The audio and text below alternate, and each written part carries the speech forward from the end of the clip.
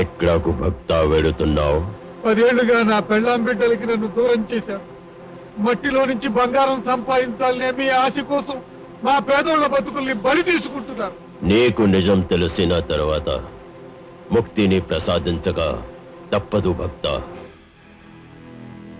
ఆబ్రా కదాబ్రా. అదేమిటి?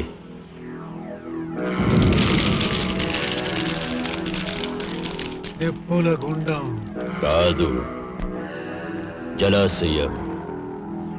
సరిగ్గా చూడు.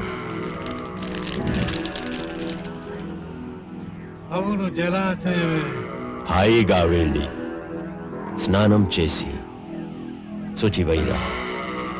నీ కోరిక తీరుస్తాను. అలాగే స్వామి, అలాగే.